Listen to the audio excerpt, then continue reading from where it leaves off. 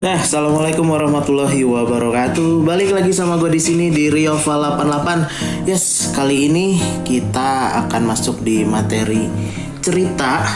Jadi ini tentang refleksi ya. Ini perjalanan yang memang harus kita tempuh, yang harus kita jalani.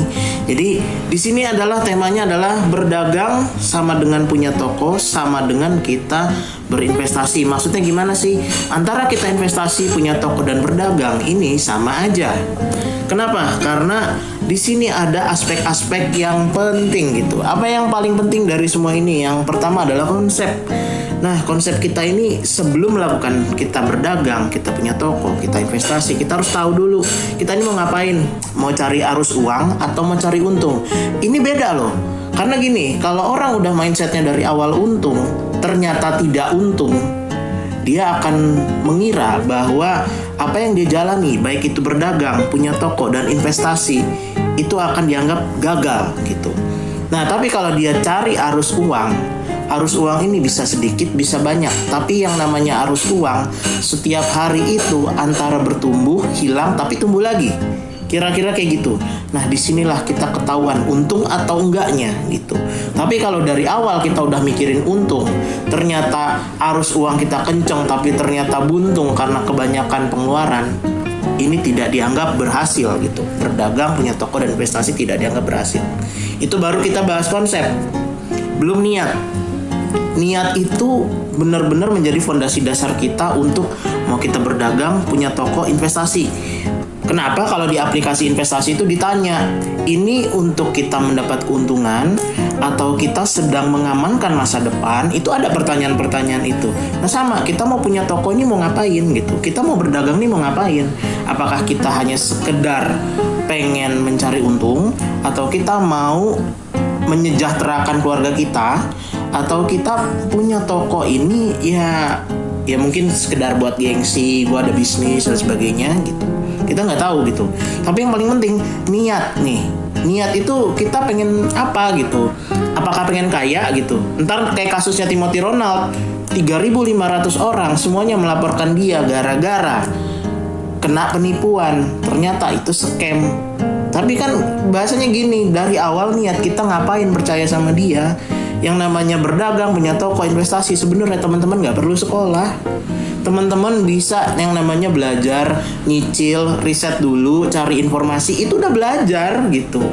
Dan itu udah masuk namanya niat bertumbuh. Dari awal kalau niat kita udah bertumbuh, dengan sendirinya kekayaan itu mengikuti gitu. Tapi kalau dari awal kita udah sibuk pengen cari untung, kita udah sibuk pengen kaya, yang ada ketika fakta berjalan ternyata sebulan, 2 bulan, 3 bulan, arus kas itu entah sedikit entah banyak ternyata tidak mengantarkan kita kepada kekayaan yang kita mau. Ya, nanti kita akan menganggap ini semua gagal. Padahal sebenarnya keberhasilannya itu kita mungkin nggak tahu. Mungkin di akhir 3 bulan terakhir ternyata keberhasilan kita dibuka, kan kita nggak tahu gitu.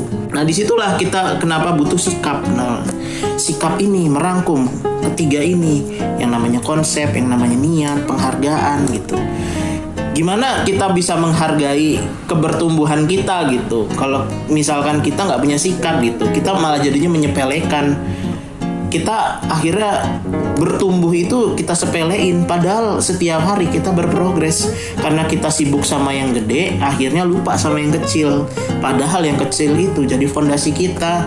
Makanya di sini teman-teman, ini nggak cuman sekedar berdagang, nggak cuman punya toko, nggak cuman investasi gitu loh. Aku sering nanya ke teman-teman yang misalkan temanku pengen gitu ya, bahasanya sirik ngelihat kita punya helm yang premium ya. Kita di sini hobi helm premium dan itu udah berjalan sekitar 5, 6, 7 tahun. Mereka nanya, ini harganya berapa gitu.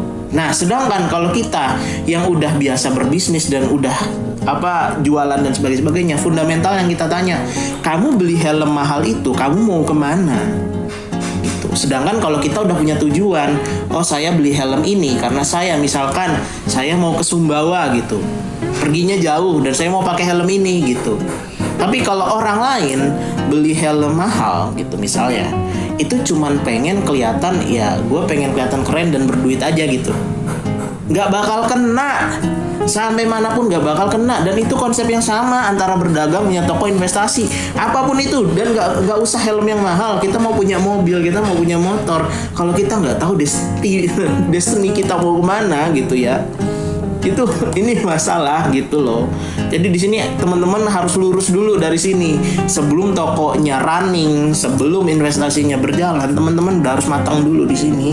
Makanya kita di sini menekankan hargai perjalanan kecil, hargai barang-barang yang ada di rumah, apapun itu. Mau kita jendela kita bobrok kayak mau kita gimana, jalan dulu.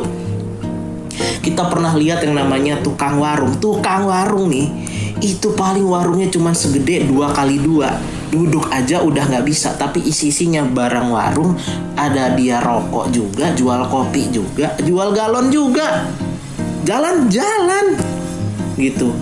Jadi gini loh, di luar sana orang-orang itu lebih fight daripada kita gitu. Nah di sini teman-teman yang punya informasi lebih banyak harusnya bisa lebih baik gitu loh, maksudku gitu.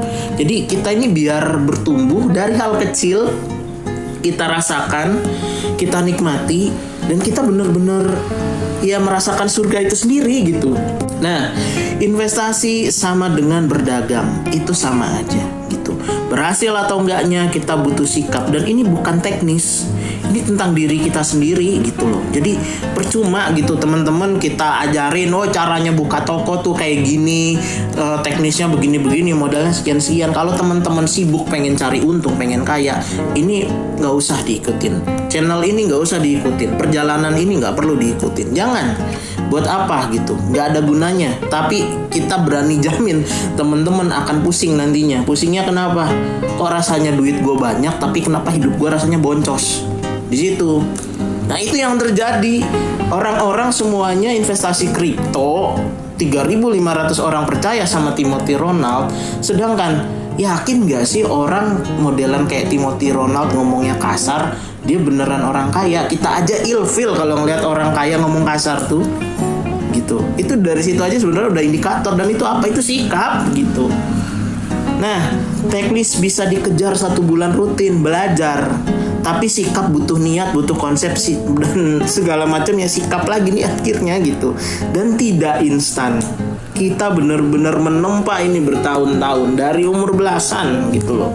Jadi maksudku teman-teman yang ibu-ibu yang tinggal di kampung, ataupun teman-teman yang hari ini masih digencet di komuter lain, atau teman-teman yang masih sibuk pulang pergi Jakarta, Bogor, Cikampek dan sebagainya gitu.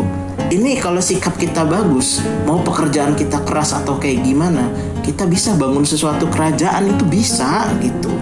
Cuman yang jadi pertanyaannya adalah kita punya nggak perjalanannya, mau nggak kita menempa itu kan gitu. Atau kita sibuk terjebak di zona nyaman gitu loh, merasa terima gaji, ah udahlah gue nggak butuh kayak gini-gini ya, mau gue nggak apa-apa, terserah gitu. Ini untuk teman-teman yang gue pengen perubahan hidup gitu loh.